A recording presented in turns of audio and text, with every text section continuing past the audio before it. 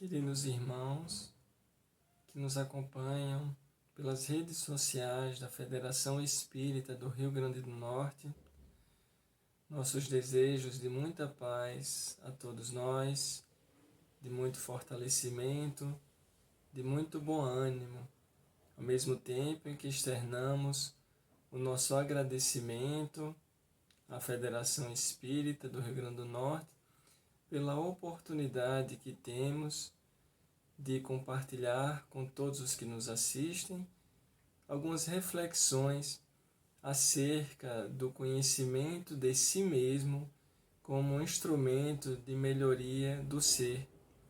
Este tema, meus queridos irmãos, está particularmente contido em O Livro dos Espíritos, mas hoje trazemos também alguns elementos que passarão pelo Novo Testamento, pelas obras de Leon Denis, pelas obras de Joana de Ângeles, todos eles nos auxiliando a perceber como o conhecimento de si mesmo pode se tornar ou pode nos servir como instrumento da nossa melhoria.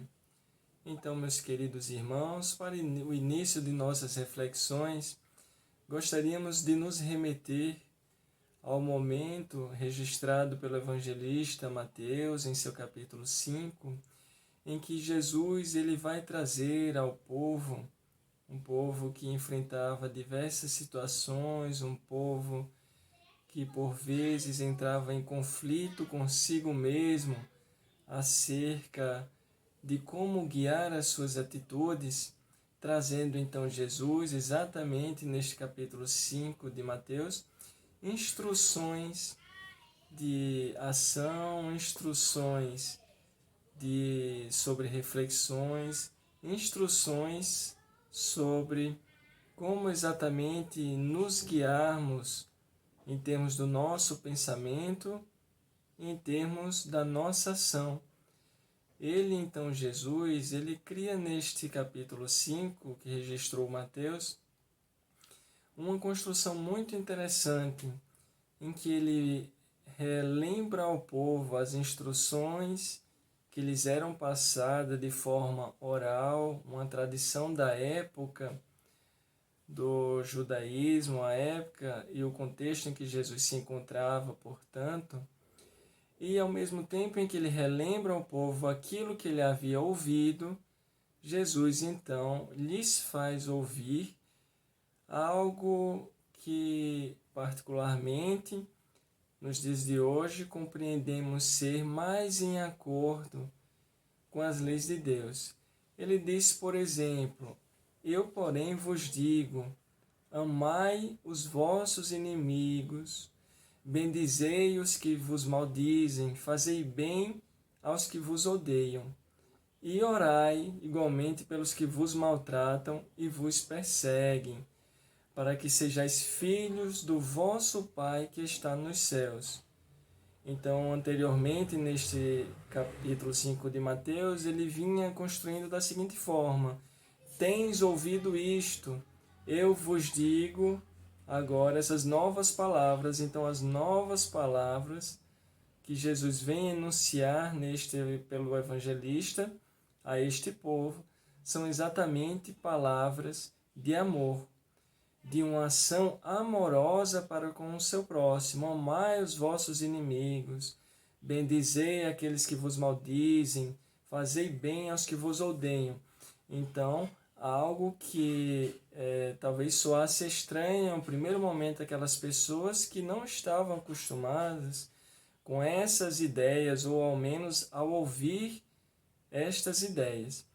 E então Jesus nos traz ainda alguns esclarecimentos sobre o Pai, quando ele diz: fazei tudo isso para que sejais filhos do vosso Pai que está nos céus.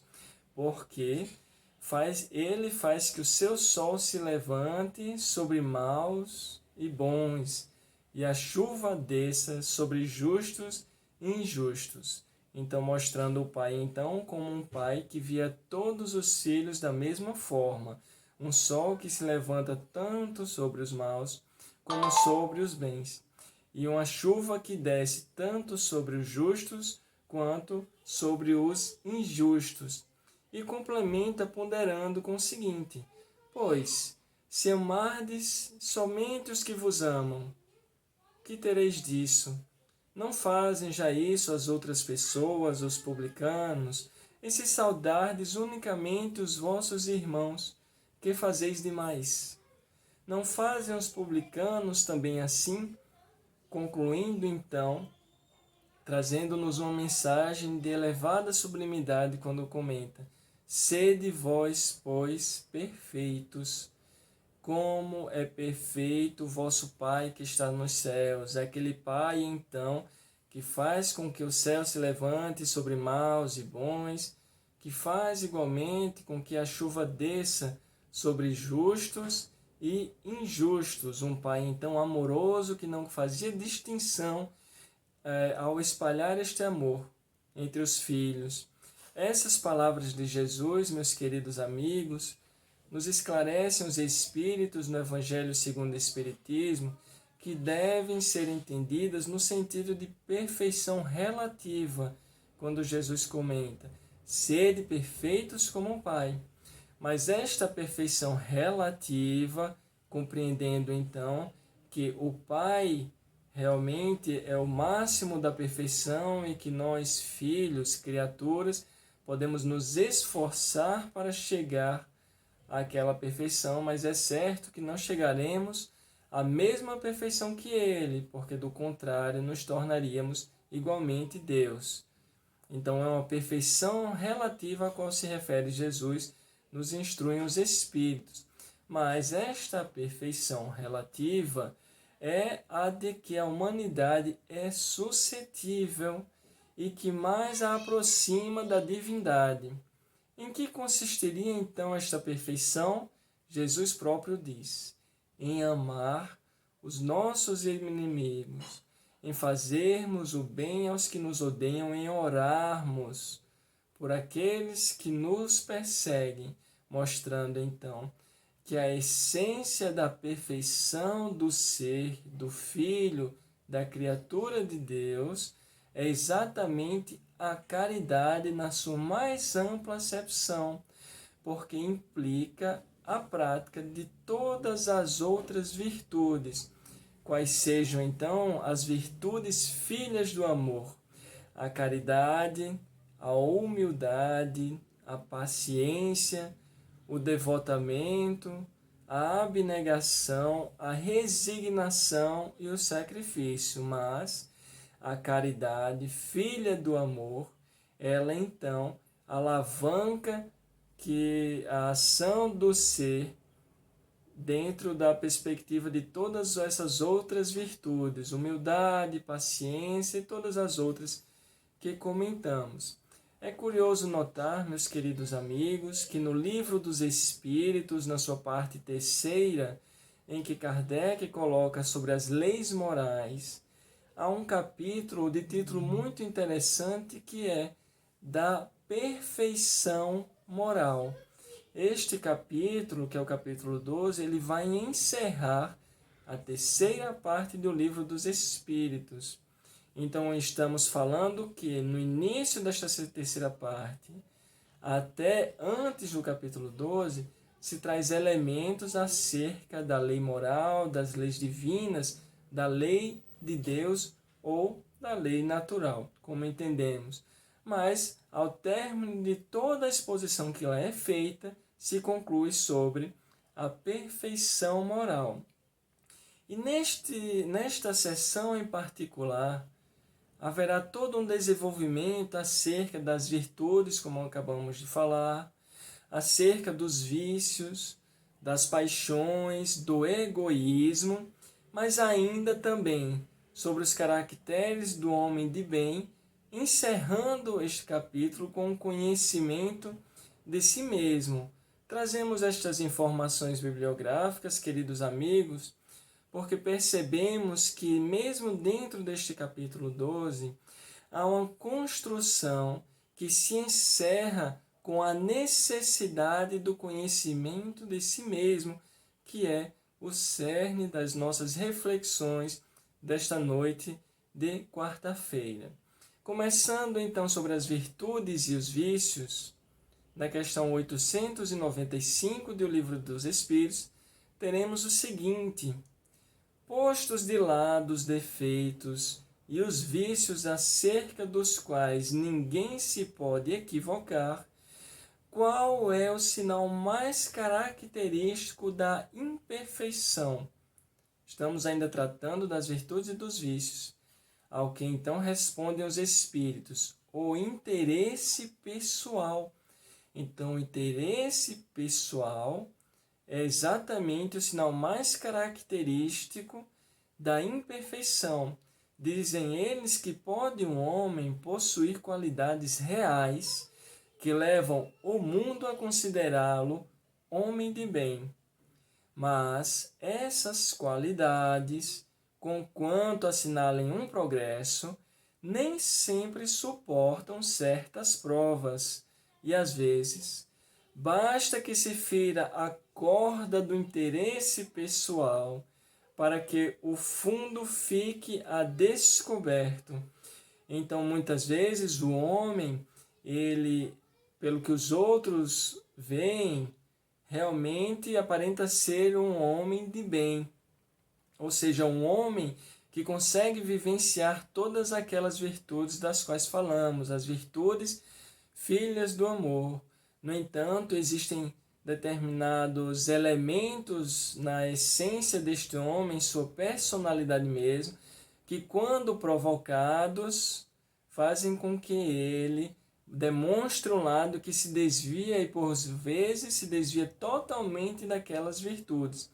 De maneira geral, os espíritos nos dizem: o interesse pessoal aparenta ser este elemento que os homens têm em comum e que necessita então ser combatido, mas vamos ver como combater, é claro, já que ele representa o sinal mais característico da imperfeição. E a partir daí, já haja visto essa resposta de certa forma generalista, Kardec vai listando no Livro dos Espíritos, nas questões subsequentes a esta 895, diversos elementos que nos levam à reflexão sobre exatamente essa imperfeição da qual alguns de nós ainda somos detentores. Por exemplo, na questão 903 ele indaga: incorre então em culpa o homem por estudar os defeitos alheios? É curioso porque ele fala inicialmente da imperfeição que existe em cada um de nós, e como se ele se indagasse: como eu vou perceber esta imperfeição? Será que é errado que eu observe a existência da imperfeição, ou seja, a existência de defeitos nos outros? Na 904 ele indaga mais: incorrerá em culpa aquele que sonda as chagas da sociedade e as expõe em público? Então aqui temos já duas construções que complementam a questão anterior. Ele diz: e se decidimos analisar as chagas da sociedade, talvez como se ele estivesse nos dizendo, e se de repente tentarmos buscar na sociedade, de forma semelhante, elementos de imperfeição lá contidos? Incorreremos em culpa, mas não só isso. Incorreremos em culpa se decidirmos expor estas imperfeições em público. Então a gente vê a construção que o codificador coloca. Quando ele fala da imperfeição, ele fala então da possibilidade de avaliar a imperfeição do outro e em seguida, que é um complemento, a possibilidade de avaliar a imperfeição da sociedade e de expô-la, já caminhando em um processo de tentativa de vencer a imperfeição na sociedade, sabendo que todos nós estamos inseridos nela e que as nossas imperfeições, de maneira geral, é que vão compor exatamente a imperfeição da sociedade. Na 905 ele diz, para pontuar toda esta questão, o seguinte: alguns autores tem publicado belíssimas obras de grande moral, que auxiliam o progresso da humanidade, das quais, porém, nenhum proveito tiraram para a própria conduta. Olha a afirmação do codificador, não é? Ele diz: dentro do que podemos ver na sociedade existem obras de elevado teor moral, mas os seus autores, particularmente, não demonstram vivenciar aquilo que eles colocam em suas obras. Ao que os espíritos respondem, fazemos apenas uma extração da sua resposta, dizendo que a moral sem as ações é o mesmo que a semente sem o trabalho. Então, as ideias morais têm um potencial muito grande de transformação, tal qual a semente. Mas, se essas ideias morais não se convertem em ações, então elas ficam como uma semente com potencial de transformação, mas que nunca é atingido por falta de trabalho, por falta exatamente de ações em acordo com esta moral. Então, meus queridos amigos, percebemos que neste momento aqui o codificador nos coloca instruções já voltadas para o conhecimento do ser, para o conhecimento da sociedade, quando ele diz então: o ser ele possui imperfeições, ele pode avaliar as imperfeições dos outros, as imperfeições da sociedade, ele pode consultar as obras de elevada moral, mas a transformação de si nos dar a entender, ela depende das ações, mas das ações em acordo com a moral elevada. Avalio o meu próximo, percebo o que há nele de imperfeição e agora volto para mim mesmo. Como estão então as minhas imperfeições? Eu compartilho das mesmas que o meu próximo ou não? A sociedade ela também demonstra por suas imperfeições que talvez sejam as minhas mesmas ou não. Eu compartilho dessas imperfeições da sociedade? E só a leitura das boas obras, hoje poderíamos estender um pouco, só o contato com boas instruções é o suficiente? Eles colocam então os espíritos. A ação na boa moral precisa ser tido como complemento das boas ideias morais. Será então passível de censura o homem por ter consciência do bem que faz e por confessá-lo a si mesmo? Então aqui já está um pouco da construção do conhecimento de si. Estou avaliando o meu próximo, estou avaliando a sociedade, estou avaliando os autores, as informações que chegam a mim, e de repente eu me percebo por ter alguma consciência do bem que porventura eu faço. Está errado em reconhecer este bem que faço? Os espíritos então dão uma resposta muito ponderada, pois que pode ter consciência do mal que pratica, do bem igualmente deve tê-la, a fim de saber se andou bem ou mal, pesando, portanto, todos os seus atos na balança da lei de Deus, não dos homens, mas da lei de Deus, e, sobretudo, na lei de Deus que diz respeito à justiça, ao amor e à caridade, é que poderá dizer a si mesmo se suas obras são boas ou más, que as poderá aprovar ou desaprovar.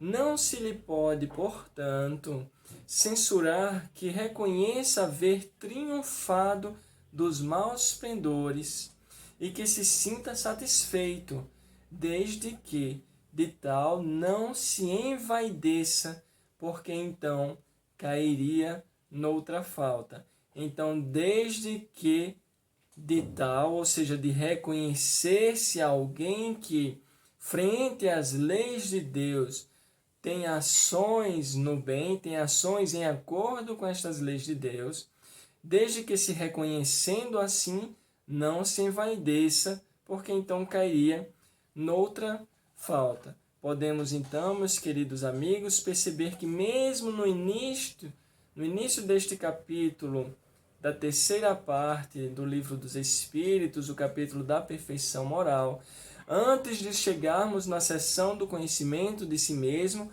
a ideia já está ali plantada de fato. Até mesmo porque quando ainda neste capítulo Kardec vai falar sobre as paixões, ele indaga como eu posso então determinar o limite onde as paixões deixam de ser boas e se tornam más. Pode o homem sempre, pelos seus esforços, vencer suas más inclinações? Pode o homem achar nos espíritos eficaz assistência para triunfar de suas paixões? Não haverá, porventura, paixões tão vivas e irresistíveis que a vontade seja impotente para dominá-las? Enfim, qual é o meio mais eficiente de combater-se o predomínio da natureza corpórea? E aí, meus queridos amigos, trazemos essas questões porque imaginamos que são exatamente algumas das questões que surgem no momento em que estamos em um processo de autoconhecimento. Percebemos ali o codificador listando perguntas que naturalmente surgirão quando começarmos a avaliar os nossos próprios atos, os nossos pensamentos, as nossas ideias, aquilo que nos motiva a agir. Será então, portanto, que eu sou capaz de conhecer, por exemplo, o meio mais eficiente de combater essa natureza material? Será que não haverão paixões tão vivas que eu não consiga vencê-las? Neste sentido, meus queridos amigos, então podemos caminhar para a questão 919 do Livro dos Espíritos, que traz as noções sobre o conhecimento de si mesmo, que culmina toda essa ideia que construímos até aqui no seguinte: qual o meio prático mais eficaz que tem o homem de se melhorar nesta vida e de resistir à atração do mal? Os Espíritos respondem de forma muito sucinta. Um sábio da antiguidade vô-lo disse: conhece-te a ti mesmo. Essa frase, meus queridos amigos, é uma frase muito conhecida e muito utilizada por Sócrates. Através dos registros de Platão, temos essas ideias. Apesar de não ser uma frase que se origina em Sócrates, pelo menos, é o que relatam os historiadores. E compreendemos da biografia do codificador Allan Kardec a sua relação muito íntima com as ideias socráticas, as ideias de Sócrates, então justificando que a sua resposta: conhecemos realmente toda a sabedoria desta máxima, porém a dificuldade está precisamente em cada um conhecer-se a si mesmo.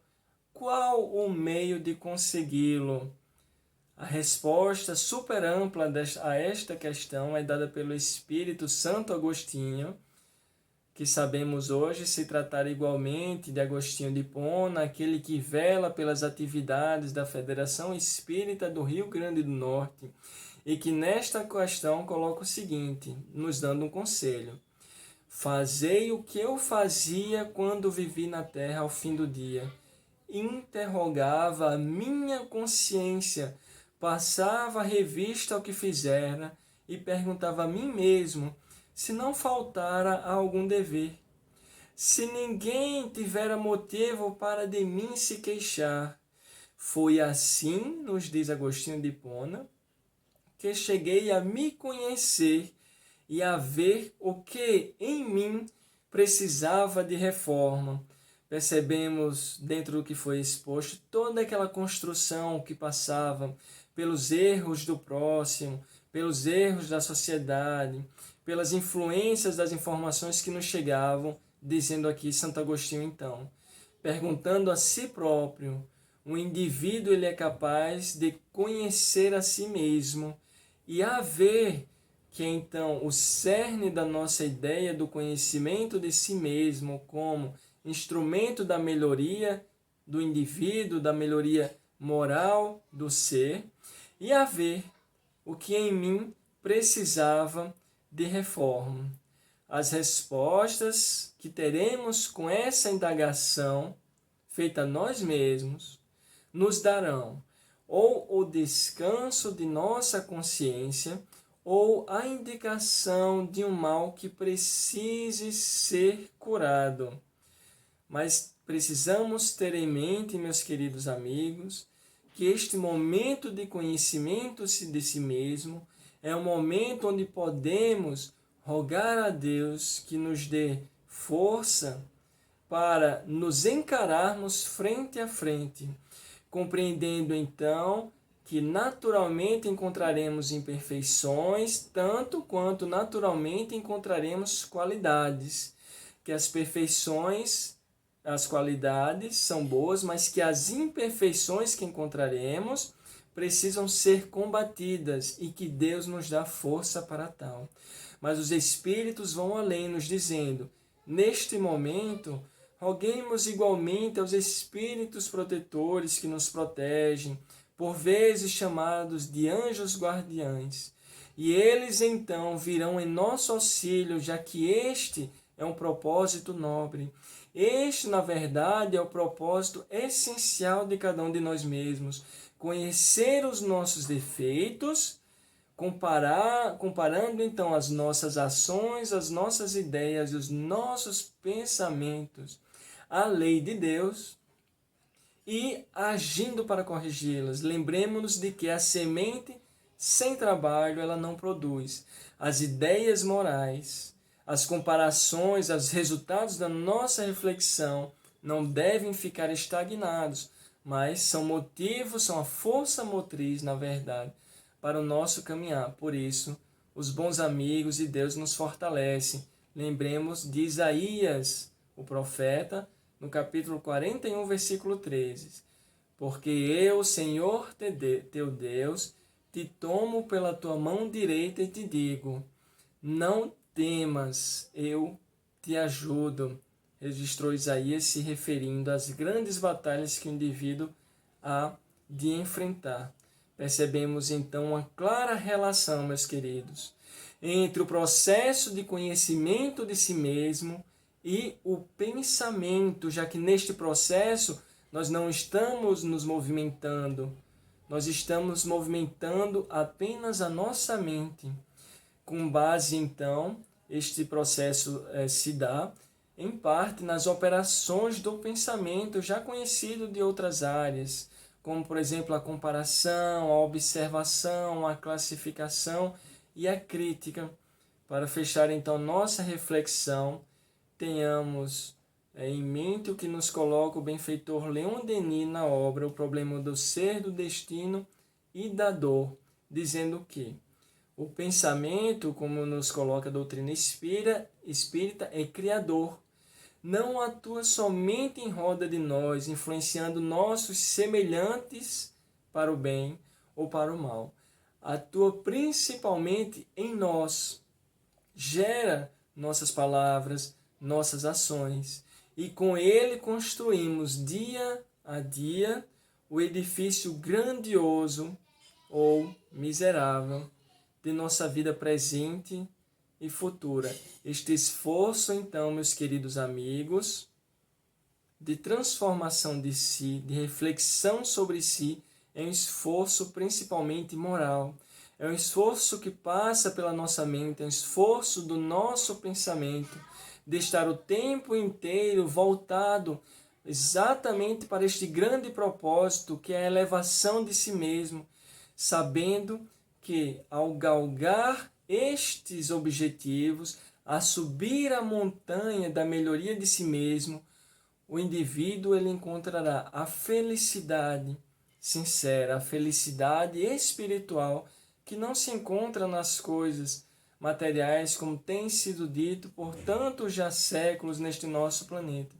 A felicidade de se aproximar da verdade, de se aproximar dos grandes exemplos, principalmente do nosso querido modelo, guia e mestre Jesus Cristo, com quem iniciamos esta reflexão, de se aproximar igualmente do Deus, o nosso Pai, o Criador de todos. Este pensamento sublime, sempre voltado aos benfeitores, é Ele que nos dará forças, além do amparo que já recebemos, para nos conhecermos, para nos percebermos como instrumento de nós mesmos, mas tenhamos a tranquilidade de saber que a construção que somos hoje é um reflexo das nossas existências pretéritas e que com tudo que já tenha sido feito, hoje podemos efetivamente nos voltarmos para nós mesmos em uma meditação e amanhã iniciarmos um dia mais dispostos à nossa transformação, conscientes da mesma maneira que em nossas existências futuras seremos fruto do esforço, do trabalho que fizermos sobre nós mesmos já a partir de hoje. Que Deus, meus queridos amigos, nos fortaleça todos nesta jornada, que saibamos contar uns com os outros na vivência da fraternidade e que prossigamos confiantes no amparo de tantos que estão ao nosso redor nos auxiliando e muitas vezes esperando tão somente o momento de início ou de continuação deste nosso processo de conhecimento de si mesmo. Muita paz a todos, agradecemos pela atenção. Até a próxima oportunidade.